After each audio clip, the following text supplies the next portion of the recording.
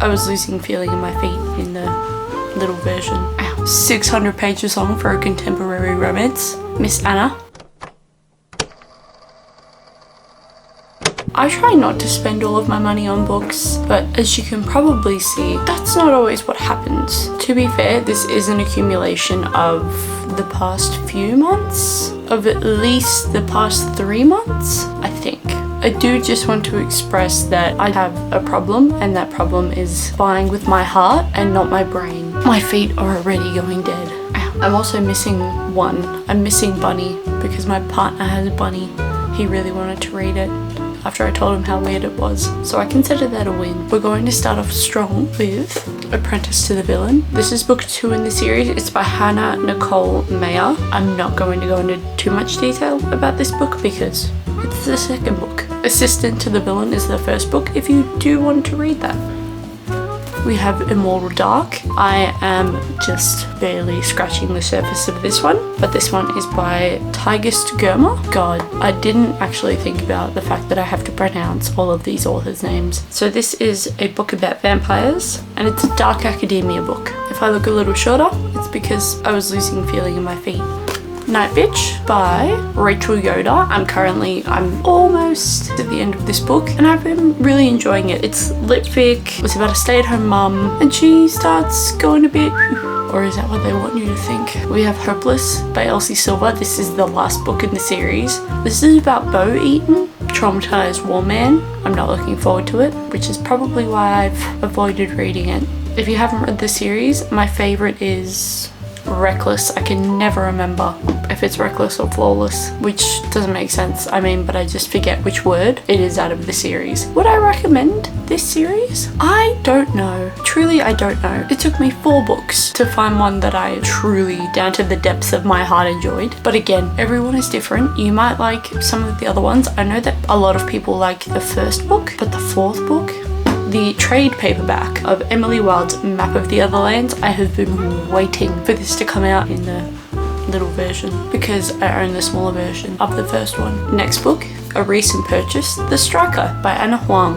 I've already expressed my gripes with this book being 600 pages long for a contemporary romance. Miss Anna.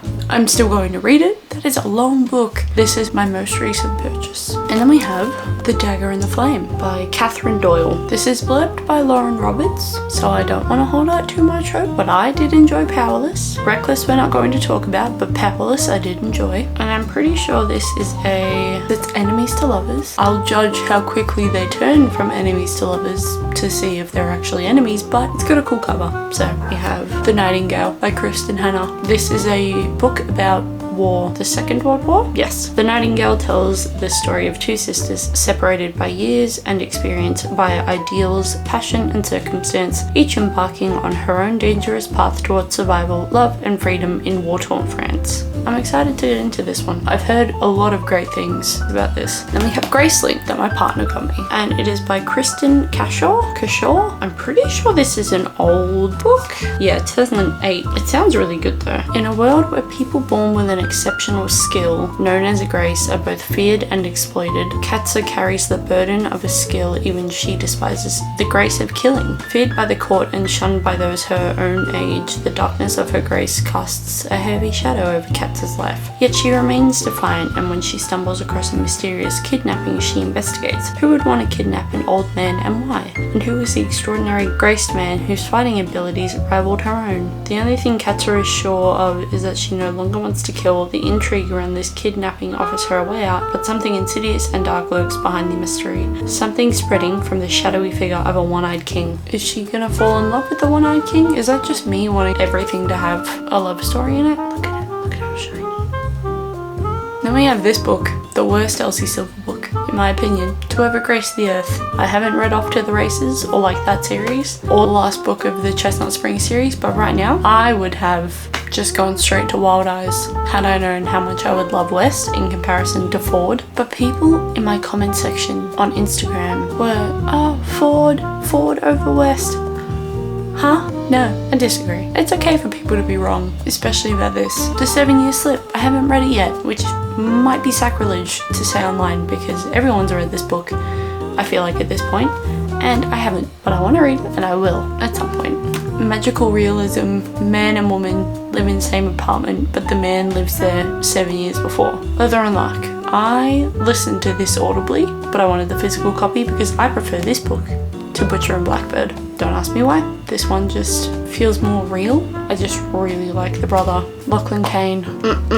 Yes, I'm obviously, again, not going to get too much into it because it's the second book in the series, but this one was my favourite one out of the two so far. Then we have Monarch and Grimstone. So, I did not mean to buy two of them. I'm not somebody who buys the series without reading the first one. You know what I mean? Like, I buy them one at a time, is what I'm trying to say. I thought Grimstone was the first one, so I bought it.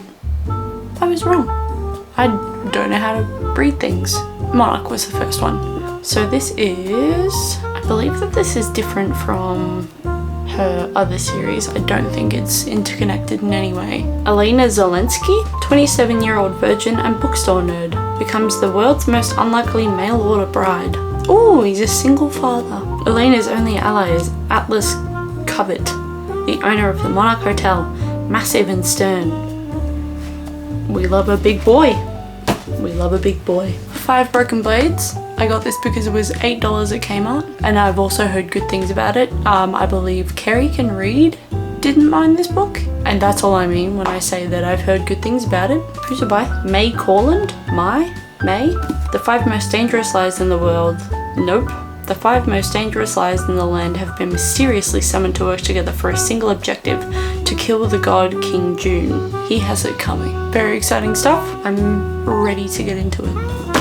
Eventually. Vespertine. I think I've mentioned this in a video, but it's by Margaret. I have mentioned this one.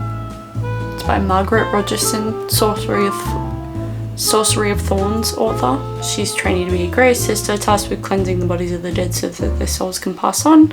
Otherwise they will rise as spirits with a hunger for the living. What did I call it?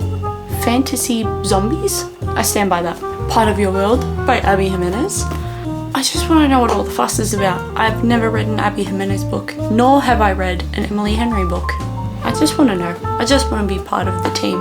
I just want to be part of the fun. So I thought, instead of skipping straight to Just for the Summer like I originally planned, I'm gonna read the first one.